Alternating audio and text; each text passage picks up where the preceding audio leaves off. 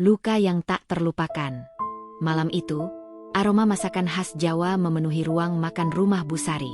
Rina duduk di samping suaminya, Dimas, dengan senyum canggung di wajahnya. Ini bukan pertama kalinya ia datang ke rumah mertua untuk makan malam keluarga. Tetapi setiap kali berada di sini, ia selalu merasa seperti orang asing. Bu Sari, wanita parubaya dengan raut wajah penuh wibawa, sibuk menuangkan sup ke dalam mangkuk Dimas. Ia selalu memperlakukan anaknya seperti pangeran kecil yang tak bisa melakukan apapun sendiri. Dimas, coba ini. Ibu masak sendiri, pasti lebih enak daripada makanan yang biasa kau makan di rumah, ucap Bu Sari sambil melirik ke arah Rina. Rina menelan ludah. Sindiran seperti ini sudah biasa ia dengar. Tapi tetap saja, rasanya seperti duri yang menusuk hatinya.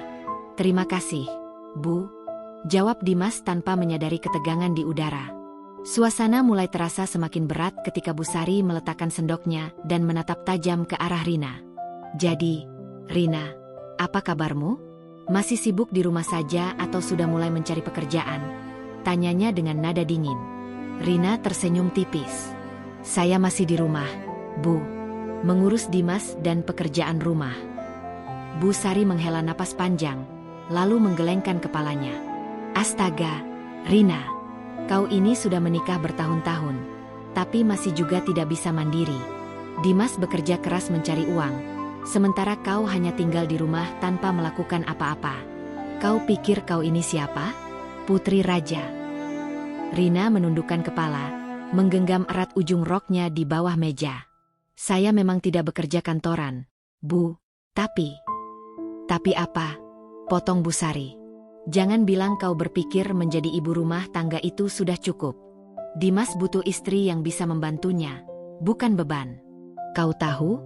Mantan pacar Dimas, Karina, dia sekarang sudah jadi pengusaha sukses. Dia punya banyak cabang toko di Jakarta. Dulu aku berharap Dimas menikah dengannya. Setidaknya, kalau bersamanya, Dimas tidak perlu menanggung beban sendirian. Dimas yang dari tadi sibuk dengan makanannya, akhirnya menoleh ke ibunya. Bu, tolong, jangan mulai lagi, ucapnya dengan nada lelah. Tapi Bu Sari tidak peduli. Ia melanjutkan dengan suara yang lebih keras, seolah ingin memastikan semua orang di meja mendengarnya. Coba lihat dirimu, Rina.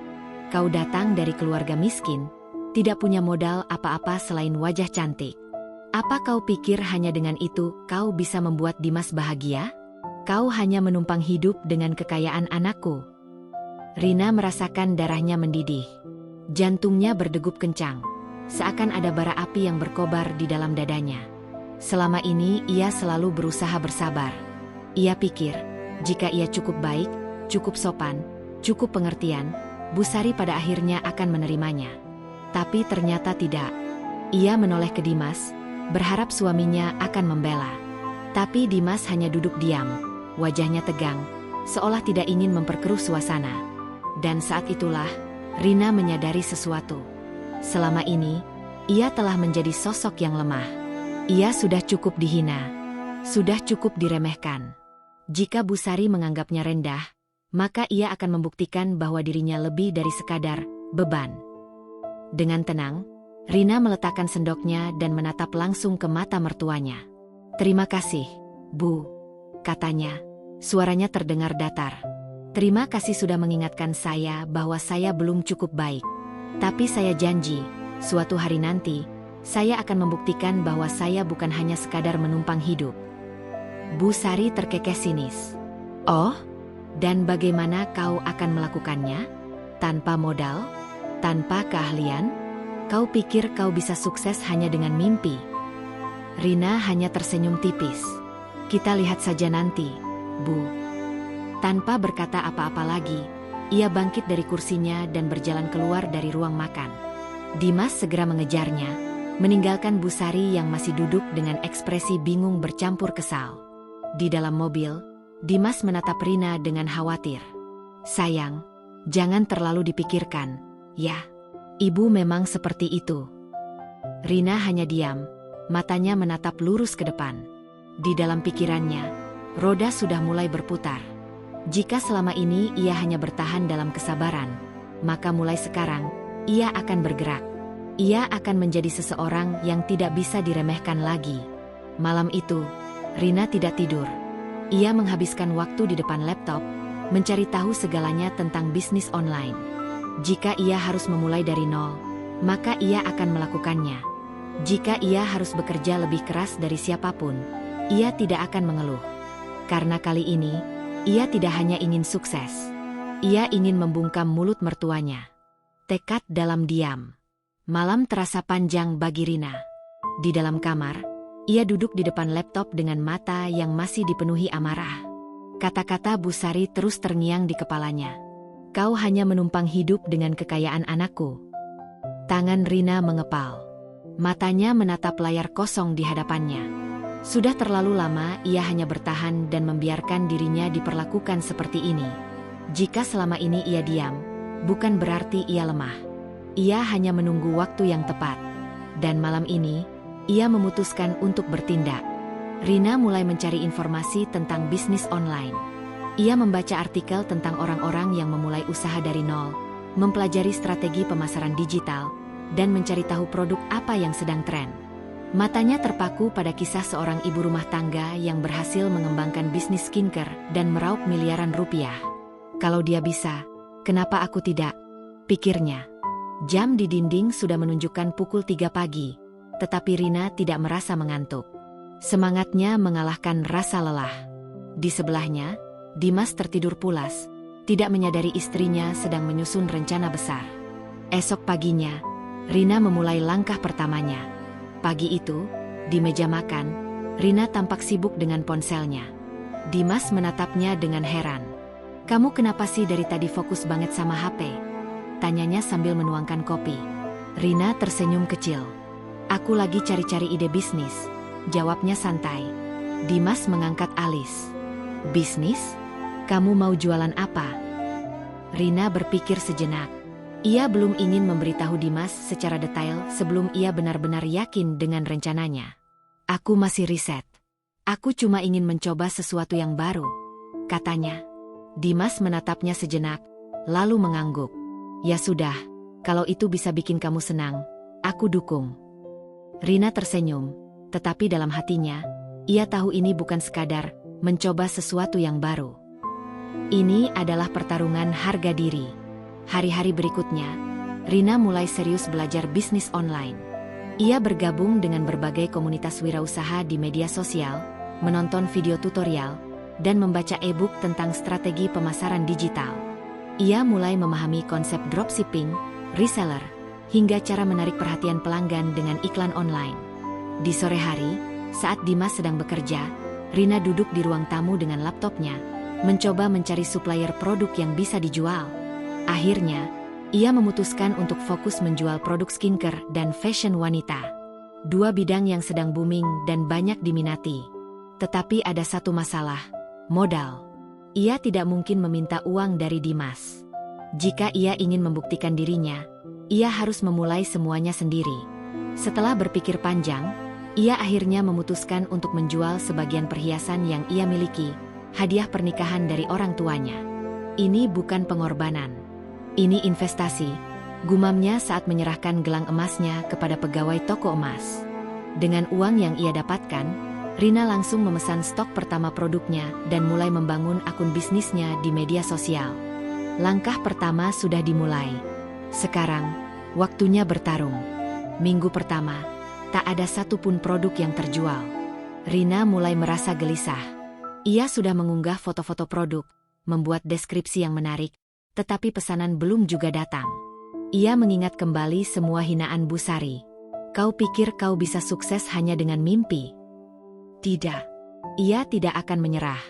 Rina mulai belajar cara membuat iklan berbayar di media sosial. Ia menghabiskan waktu berjam-jam mengutak-atik kata-kata yang tepat untuk menarik perhatian calon pembeli. Ia menghubungi influencer kecil untuk membantu mempromosikan produknya. Dan akhirnya, pada minggu kedua, pesanan pertamanya masuk. Satu pesanan. Hanya satu. Tetapi bagi Rina, ini bukan sekadar angka. Ini adalah bukti bahwa usahanya mulai membuahkan hasil. Tak lama setelah itu, pesanan kedua masuk. Lalu yang ketiga. Setiap malam, Rina tersenyum puas melihat notifikasi pesanan yang bertambah. Ini baru awal. Suatu malam, ketika Dimas pulang dari kerja, ia menemukan Rina duduk di lantai ruang tamu, sibuk membungkus paket dengan lakban. "Sayang, kamu belum tidur?" tanyanya heran. Rina mendongak dan tersenyum. "Aku harus mengirim pesanan besok pagi. Udah lumayan banyak yang beli." "Loh?" Dimas berjalan mendekat dan melihat tumpukan paket di sekeliling Rina. "Wow, ini semua pesanan kamu." Rina mengangguk bangga. Dimas terkekeh dan duduk di sampingnya. "Aku bangga sama kamu, Rin." Mendengar itu, dada Rina terasa hangat. Tapi ia tahu, perjalanannya masih panjang. Ia belum ingin berpuas diri. Karena suatu hari nanti, ia ingin Bu Sari melihat ini semua dan menyesali setiap kata yang pernah ia ucapkan. Rina tidak akan berhenti. Ini baru permulaan. Perjuangan tanpa akhir. Hari-hari Rina kini berbeda. Dulu, waktunya hanya dihabiskan mengurus rumah dan menunggu Dimas pulang kerja.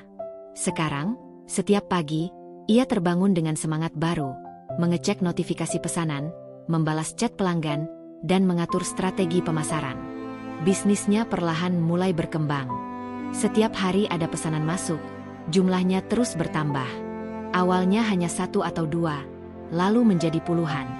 Namun, semakin besar bisnisnya, semakin banyak pula tantangan yang ia hadapi. Satu tantangan pertama, modal yang menipis. Pagi itu, Rina duduk di depan laptopnya sambil menggigit bibir. Stok produk mulai menipis, dan ia butuh modal lebih besar untuk memenuhi permintaan pelanggan. Uang hasil penjualan memang sudah ada, tetapi belum cukup untuk membeli stok dalam jumlah besar. Rina menghela napas. Apakah ia harus meminjam uang dari Dimas? Tapi tidak. Ini adalah perjuangannya sendiri. Ia tidak akan meminta bantuan siapapun. Setelah berpikir panjang, Rina akhirnya mengajukan pinjaman kecil ke salah satu platform pendanaan UMKM. Dengan modal tambahan itu, ia bisa membeli lebih banyak stok dan memperluas jangkauan pasarnya. Keputusan ini berisiko, tetapi jika ia ingin sukses, ia harus berani mengambil langkah besar. Tantangan kedua, kritik dan hinaan. Sore itu, Rina sedang sibuk membungkus paket ketika ponselnya berdering. "Dimas."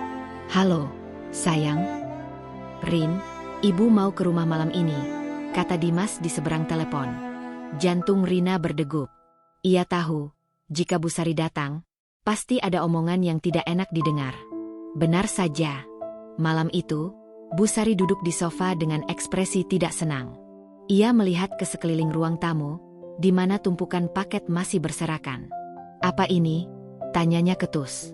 "Pesanan, Bu," jawab Rina singkat. Bu Sari terkekeh sinis. "Oh, jadi sekarang kau mencoba berjualan? Hah, berapa sih yang kau dapat? Ratusan ribu? Sungguh menyedihkan." Rina menahan napas, berusaha tetap tenang. "Dulu aku berharap Dimas menikah dengan Karina," lanjut Bu Sari. "Sekarang lihat dia.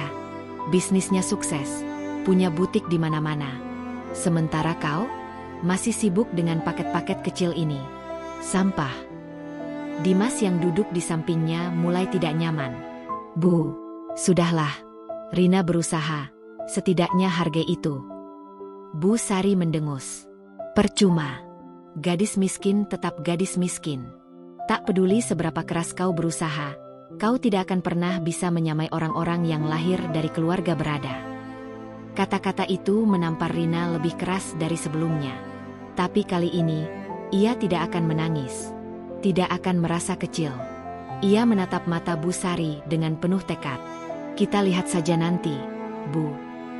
Bu Sari mendengus sebelum akhirnya pergi, meninggalkan suasana yang tegang. Dimas menggenggam tangan Rina. "Jangan dengarkan ibu, ya." Rina tersenyum kecil. "Aku tidak mendengarkan. Aku justru menjadikannya bahan bakar." 3 perkembangan besar. Sejak malam itu, Rina bekerja lebih keras dari sebelumnya. Ia mulai menggandeng lebih banyak influencer untuk mempromosikan produknya. Ia juga mempelajari strategi pemasaran yang lebih efektif, termasuk penggunaan iklan digital yang lebih terarah. Hasilnya, penjualannya meledak. Dalam waktu 3 bulan, omsetnya meningkat berkali-kali lipat.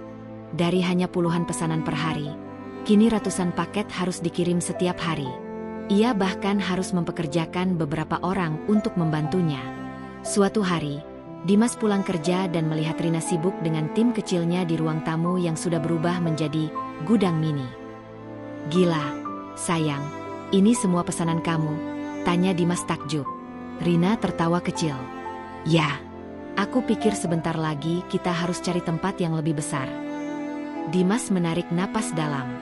Ia sudah melihat betapa keras istrinya bekerja selama ini, tetapi ia tidak pernah menyangka perkembangannya secepat ini. "Aku bangga sama kamu, Rin," katanya tulus. Rina menatap suaminya dan tersenyum. "Aku juga bangga sama diriku sendiri, Mas." 4. Karma perlahan mulai datang. Berita tentang kesuksesan Rina mulai menyebar. Beberapa media lokal bahkan meliput kisahnya. Dan tentu saja, Bu Sari mendengar semua itu. Suatu sore, tanpa pemberitahuan, Bu Sari datang ke rumah.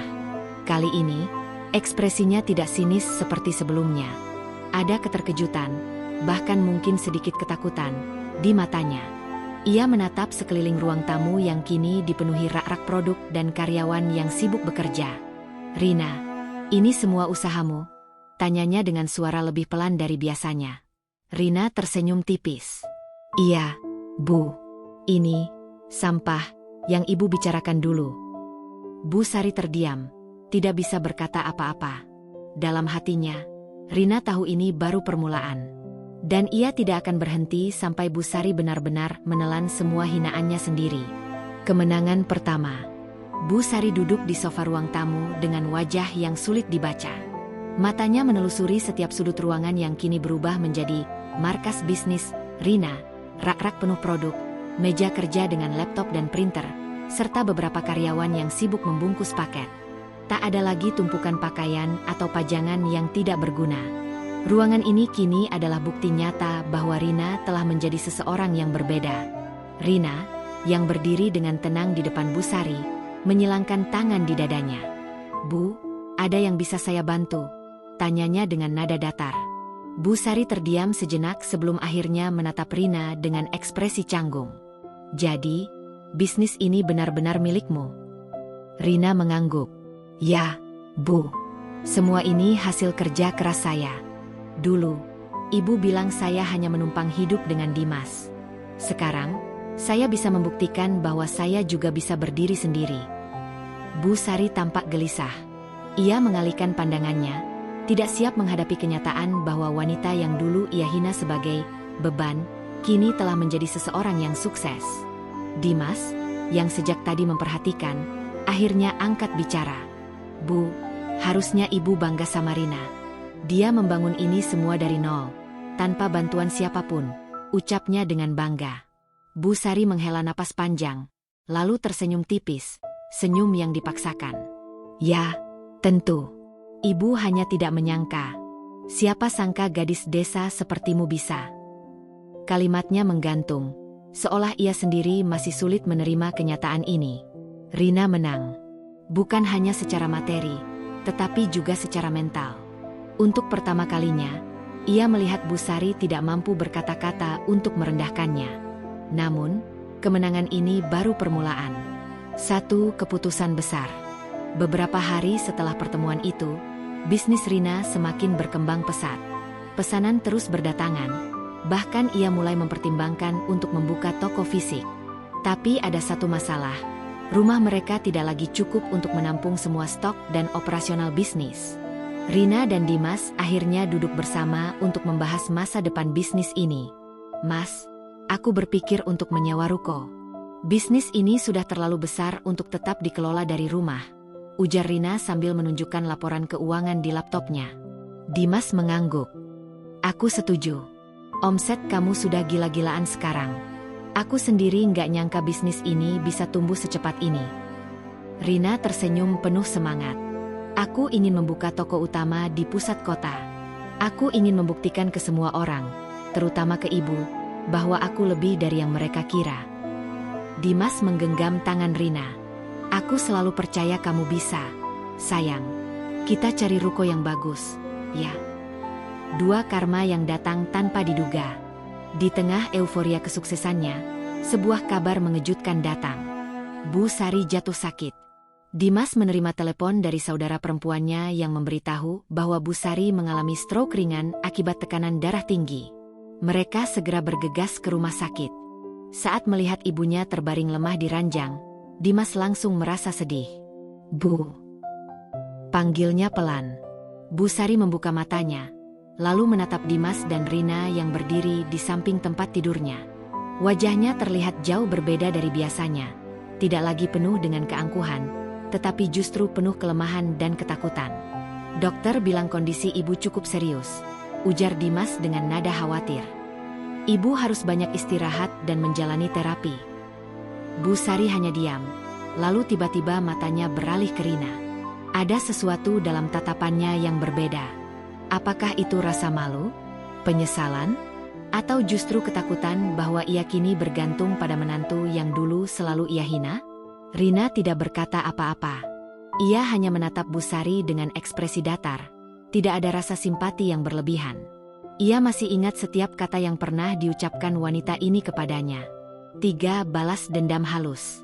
Setelah keluar dari rumah sakit, Bu Sari membutuhkan seseorang untuk merawatnya.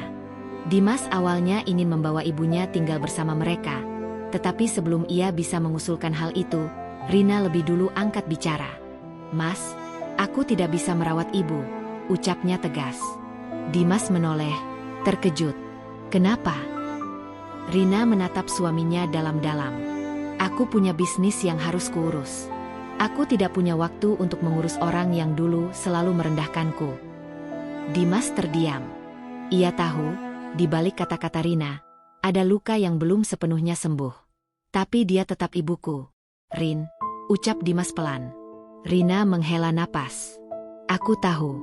Dan aku tidak akan melarangmu mengurusnya. Tapi aku tidak akan mengorbankan diriku untuk seseorang yang tidak pernah menganggapku ada." Hening sejenak. Akhirnya, setelah berdiskusi panjang, mereka memutuskan untuk memasukkan Bu Sari ke panti jompo terbaik di kota. Dimas memastikan ibunya mendapatkan perawatan terbaik, tetapi Rina tetap menjaga jarak. Saat hari kepindahannya, Bu Sari hanya diam. Tidak ada lagi komentar tajam atau hinaan. Ia hanya menatap Rina dengan ekspresi yang sulit diartikan. Apakah itu penyesalan? Atau rasa malu karena kini ia yang menumpang hidup? Rina tidak peduli. Baginya, ini adalah kemenangan sejati. 4 hidup tanpa gangguan. Beberapa bulan setelahnya, bisnis Rina berkembang semakin pesat. Ia akhirnya berhasil membuka butik pertamanya di pusat kota. Hari pembukaan toko berjalan sukses. Puluhan pelanggan datang, dan media lokal meliput kisahnya. Di malam harinya, Rina dan Dimas duduk di balkon rumah mereka, menikmati angin sepau-sepau. "Gimana rasanya sekarang, sayang?" tanya Dimas sambil menggenggam tangan Rina. Rina tersenyum puas. Rasanya seperti akhirnya bisa bernapas lega. Tidak ada lagi hinaan. Tidak ada lagi tekanan. Kita bisa hidup tanpa gangguan siapapun. Dimas mencium kening Rina. "Aku bangga sama kamu, Rin. Kamu bukan cuma sukses, tapi kamu juga berhasil membuktikan bahwa kamu lebih dari yang mereka kira." Rina menatap langit malam dengan perasaan damai. Ia telah menang. Tidak hanya dalam bisnis, tetapi juga dalam hidup. Dan yang terpenting, ia telah membebaskan dirinya dari bayang-bayang Bu Sari. Tamat.